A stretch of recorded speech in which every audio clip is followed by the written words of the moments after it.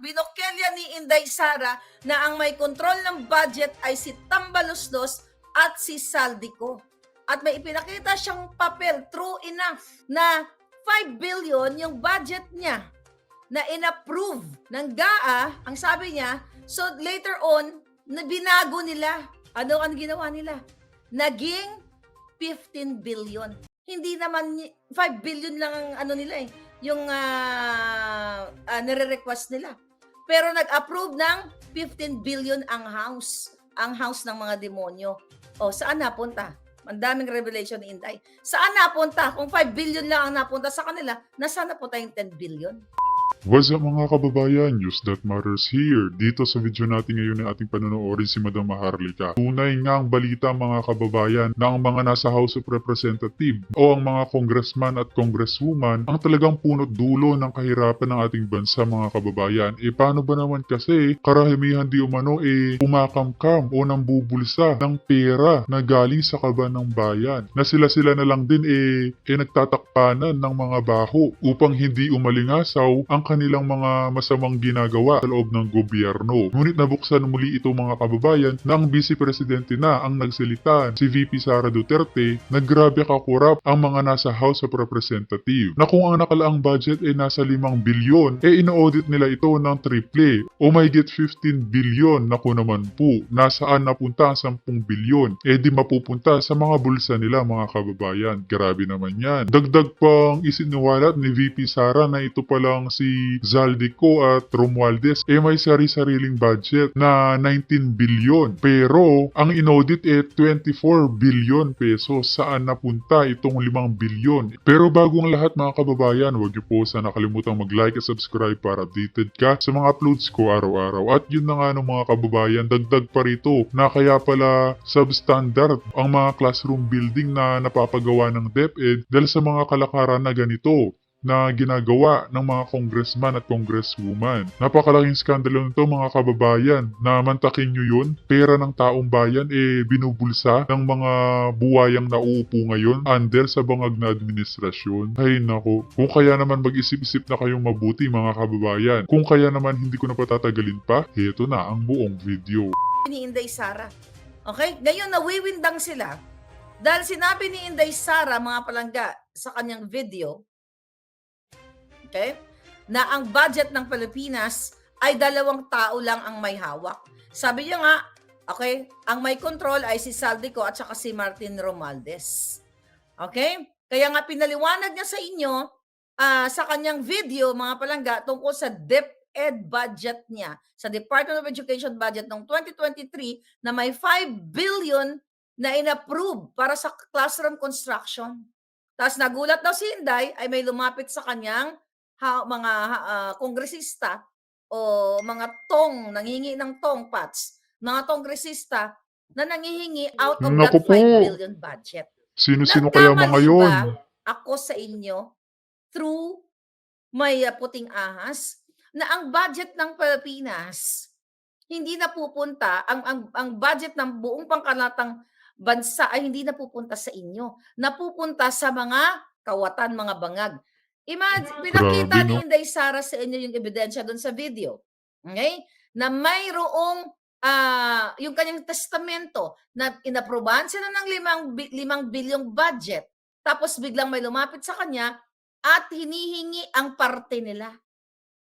Nakita nyo? Hinihingi ang part ni may inutusan ni Romualdez, yung certain kongresista na yun, which is hindi pa niya napapangalanan ni Inday Sara, and I hope pangalanan niya bukas sa kanyang 3rd video, na hinihingi ang tongpats. Kaya nga dito, mga palangga, ang sabi ni Inday sa kanyang video, kaya hindi na i-deliver ang tamang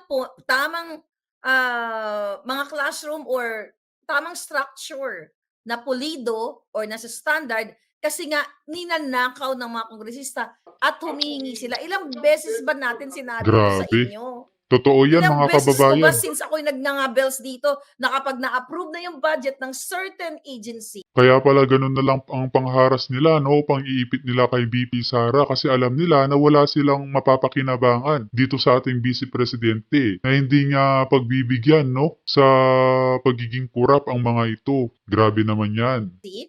may cut si Tambaluslos, ayan si Saldico, na okay, dahil inaprubahan kita ng 5 billion, ito ang certain amount ibibigay mo. Nagkamali ba yung puting ahas natin dito? Hindi. Dahil mismo, itong mga expose natin sa inyo from 2022 and last year, hanggang ngayon, si Inday Sara nasa Uniteam na. Kung meron ditong maingay na nagbubunga nga sa mga buwaka ng inang yan, ang puting ahas at ako lamang ay ginamit ng makapangyarihan na maging instrumento sa inyo para sabihin ang kababuyan. And now, nag-align lahat sa expose ng ating Kaya puting nga. ahas, Ay, yung naku. nangyayari. No less than the Vice President now is talking Kawawang about bansa. what I was talking since 2022 and Kawawang taong bayan. 2023.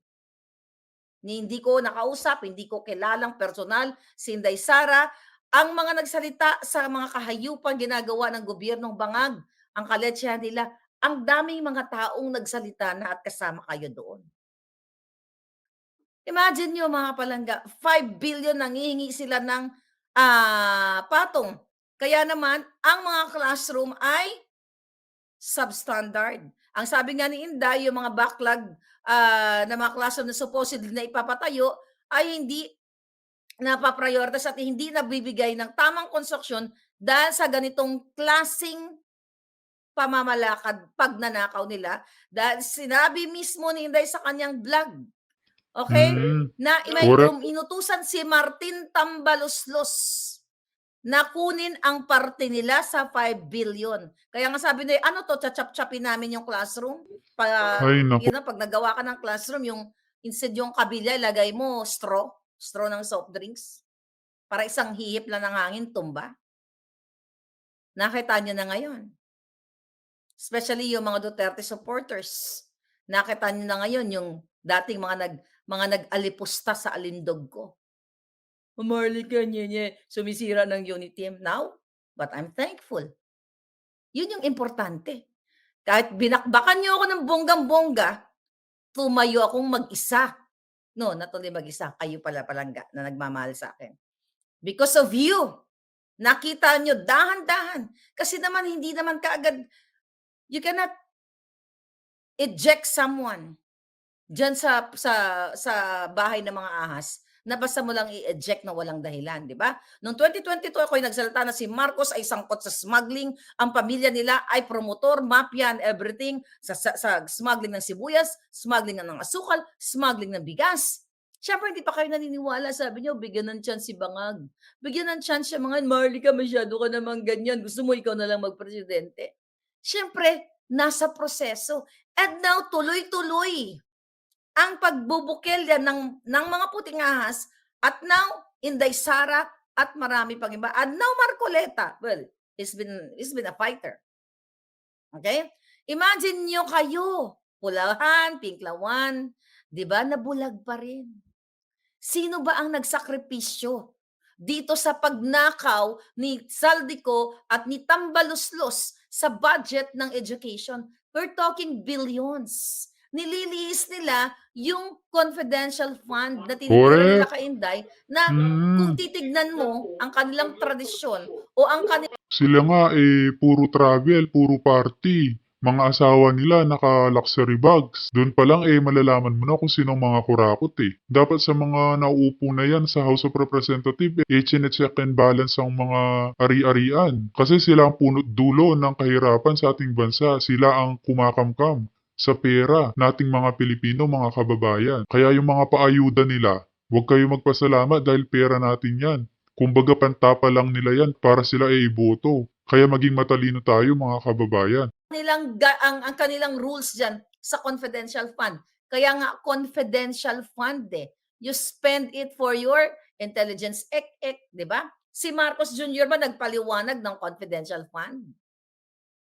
Kasi kung papaliwanagin nila si Inday Sara, i-itemize ang confidential fund, which is hindi naman dapat i-itemize yan. Eh, ang mga buwaka ng inang kongresista nga, ayaw nga nilang i-itemize, ayaw nga nilang, hanggang ngayon si Tambaloslos, hindi siya magbigay ng audit or transparency doon sa kinukwestiyon na 1.8 billion na travel funds niya. Pero si Inday gusto Grabe. nila i-itemize. Si Bangag Jr., bakit hindi nyo ipa-itemize? Nang nakita nyo, baka doon sa kanyang budget, magkano budget niya? 10 billion, 10 billion ngayon. O doon sa budget niya, 1 billion, siguro pag in-itemize mo, 1 billion for Marcos Jr. pulburon supply. 1 billion para sa alak ni Lisa, 1 billion sa trolls, 1 billion mapunta sa mga kamag-anak, the rest of the billions napunta sa offshore accounts. Nakikita niyo mga kababayan, why Inday Sara? Eh halos lahat ng ahensya may confidential funds. Bakit si Inday Sara ang Correct. bukod tanging mag-itemize at by the way, baltan natin yung 125 million coming from the office of the buwaka ng inang presidente niyong Bangag. Bangag. Authenticated Bangag. Nakita niyo? Authenticated dito yan sa Amerika. Authenticated. So ngayon nakita ninyo at binokelya ni Inday Sara na ang may control ng budget ay si Tambaloslos at si Saldico. At may ipinakita siyang papel, true enough, okay, na 5 billion yung budget niya na inapprove mga palangga. Okay? Ng GAA, ang sabi niya, so later on, na binago nila. Ano ang ginawa nila? Naging 15 billion. Hindi naman 5 billion lang ang ano nila eh, yung nire-request nila. Pero nag-approve ng 15 billion ang house ng mga demonyo. O saan napunta? Ang daming revelation ni Inday. Saan napunta? Kung 5 billion lang ang napunta sa kanila, nasaan napunta yung 10 billion? Ngayon, dinidikdik nila yung 125 million na confidential fund, which is nasa legal na okay, kala ko sino yan. No, nasa legal na dapat gastusin niya within 11 days. Kasi binigay ay December 19. Okay? Binigay ng 11 days bago matapos ang taon. Then ito, didedmahin nyo na ang 5 billion niyang budget ay pinatungan, dinagdagan na wala silang kaalam-alam, pinatungan ng Congress, ginawang 15 billion, tapos ang binigay sa kanila, 5 billion, ninakaw nila yung 10 billion. Grabing audit I-decide. yan. Kaya mangmang pa rin. Ay, sorry, hindi lahat pala. Kaya Sa madaling salita mga kababayan, yung 10 billion na nawala, panigurado na punta sa mga bulsa ng mga congressman at congresswoman na mga kurakot. that's not a good choice of word, okay? Kaya bulok pa rin ang mga classrooms, ang mga sistema sa public education. Dahil sa ganitong klaseng ginagawa ng bangag na Romualdez, Araneta, Marcos ko at lahat ng mga kasabwat nila. May ipinakita din si Inday noong 2024. Sa video, panoorin niyo mamaya, na ang budget lang nila supposedly 19 billion. Tapos biglang paglabas sa house, kay Tambaloslos at kay Saldico, naging 24 billion. 19 billion, pinatungan nila ng 5 billion. Grabe, no? Nakita niyo yung corruption? Who's Ang the papa- mayor in Grabe ka, Romualdez, sinong mayor Saldico. yun? I forgot si Magalong. 'Di ba? Ano si Mayor Magalong ng Baguio. Isa din siya sa mga nagsabi nito na ito yung ginagawa ng Congress. Sabi pa nga niya 40%, 50% napupunta sa mga buwaka ng inang to. Kaya 'di ba? Ang daming nagtuligsa sa kanyang mga kawatan. Ang dami ng mga politiko na nanindigan. And now, here's Inday Sara na ibinuking niya na ang budget 5 billion, papatungan nilang 10 billion mapupunta sa kanila. Now, 19 billion, tapos papatungan ng 24 billion, tapos napupunta sa kanya. Kaya siya nag-resign sa post niya as Department of the Education Secretary, mga palangga, kasi ayaw niya ng payagan yung ganitong ginagawa taon-taon. Kaya nga, ano ang sinabi ko sa inyo? We're just talking about Bureau of Customs, 'di ba sabi ko, pinag-usapan pa lang natin yung corruption sa smuggling at corruption sa Bureau of Customs. Sabi ko nga, Kaya wala pa yung mga ahensya ng iba pa. And now here is the Department of Education na nag-i-insert sila o dinadagdagan nila ang pondo kasi kinakawat nila. Wala silang pakialam. Kaya tignan mo si grabe Saldico, kahayupan guilty-guilty. yan. Hoy, Salding bugo, nagbabasa ka na lang, tatanga-tanga ka pa. Binabasa mo na lang yung script, nagimpitla ka pa nga linti ka. Nami, balik ko to ng idila mong iho di puta ka. Nami sulsugon. Susugon ang buli. Para, anyway, mga palangga. Nakikita ninyo? Kaya talagang nakakalungkot ang kapalaran ninyo sa Pilipinas. Kaya nga sabi ni Inday, bakit pa siya a-attend dyan ng budget hearing? Kakapasok lang na balita mga kababayan, nag-deactivate na ng social media itong si Kimbo dahil takot ma-lifestyle check itong mga congressman at congresswoman. Dapat talaga people power na yan mga kababayan. Kasi ang sabi nga ni Kimbo, they have to stick to the plan. Bakit pa siya para ng budget hearing? Pinorward niya na lahat ng mga gusto niyang, about sa kanyang budget, yung proposed budget niya. Bakit pa siya a-attend? Ang ending naman, gaganituhin lang din naman siya. Imagine mo, budget ang pinag-uusapan. Can you open your mind? Budget ang pinag-uusapan, ang pinagdadakdak ni Saldico doon, kung hindi niyo napanood, tungkol sa war on drugs. Is that part of the budget? Ang kanilang inggit, galit, tapos sinasabi nila si Inday daw ay, parang, what do you call it, parang feeling, like may sabi sila, Baratinela. Hindi na, wala daw hari at reyna ngayon. Hari, naghari-arian si Inday kasi hindi bino-boycott sila. Ito ang sabi ni Franz Castro, ito ay betrayal of public trust. To what? Grounds for impeachment? Now, nakikita ninyo? Ano ang betrayal of public trust sa pagbo-boycott na yan? Ito mga jutang Ang generous kakapal to ng mukha. 2025 ang budget, hindi sila maka-move on sa 2022. Kahit elementary, kahit fetus ka pa lang ngayon, maiintindihan mo. The target is, Sara, to destroy sa mata ng mainstream media, sa mata ng Correct. taong bayan, na ipinagdidiktikan nila yung 125 million budget, eklabush na yan. Million na confidential fund noong 2022. Pero ayaw nilang pag-usapan ngayon. Eto, ang binubukoy ngayon na ni Inday, kumusta naman kayo? Matataranta kayo kasi may ebidensyang ipinakita. May videong ipinakita si Inday na talagang during the deliberation, doon the budget hearing, sinasabi mismo ng undersecretary niya, no, hindi, wala silang alam. Doon sa 24 budget, from 19 billion, naging 24 billion. Nanindigan sila. Nanonood niyo yung video, di ba?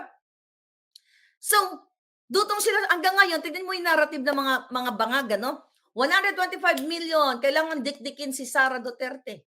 Tapos tahimik kayo sa 1.4 billion a day nga flood control ni Bangag. Now, baka tahimik pa rin kayo dito sa sinasabi ni Inday. Nakitang-kita naman ang pruweba doon sa video during the Senate hearing, budget hearing, na nag-insert sila ng additional 10 billion, an additional 19 plus 24, another additional 5 billion sa 2024 and 2023. Ano, mga palangga? Hindi pa kayo lalabas ng bahay ninyo? Tapusin nyo na to, mga buwaka ng inang to. Kahit ayaw nyo sa Duterte, ayaw nyo kay Sara, tama bang pag-usapan doon sa budget hearing ang war on drugs? Kasama ba sa 2025 ang war on drugs ni Duterte? Pas na yun. Pwedeng pag-usapan sa ibang forum, but not dito sa budget hearing for 2025. Dalang issue dito, yung mga kabataan ninyo, yung mga anak ninyo. Anong sinasabi pa ni Zaldi kung hinayupak? Si Inday daw ay mambubudol kasi travel ng travel. Hoy, puwa ka ng Genemis ka, kinakausap mo si Bangag. Hindi si Inday Sara. Nagta-travel siya, pero ang binibitbit ni Inday Sara ay mga deserving students. Mga magagaling na bata na deserve nila to observe at to be part of travel ni Inday. Correct. Para makita nila kung ano ang trabaho ng isang vice president at their young people, their, high school, ganyan. may elementary pa nga, eh, I think may elementary pa, na binitbit niya sa Asia para mag-observe itong batang ito na I hope magiging future leaders itong mga batang ito. 'Di ba? Eh, si Bangag Jr. anong isip na, ikaw putang ina ka, sinasaldi ko. Maliban pa sa inuubos niyo pera ng bayan, saka sa shopping niyo. Saan galing pera niyo? Sige nga, Kaban, sa kaban ng bayan. saan galing ang pera niyo? Bakit Sa amin. parang gastusin niyo na lang gano'n? Kung may negosyo man well, lumalabas din sa I think nailabas ko na 'to dati, eh. Forget the name, teka. Okay? Yung mga contracts, okay, mga contracts sa Congress, tingnan ko lang kung nandito. Okay, yeah. Mga contracts sa Congress,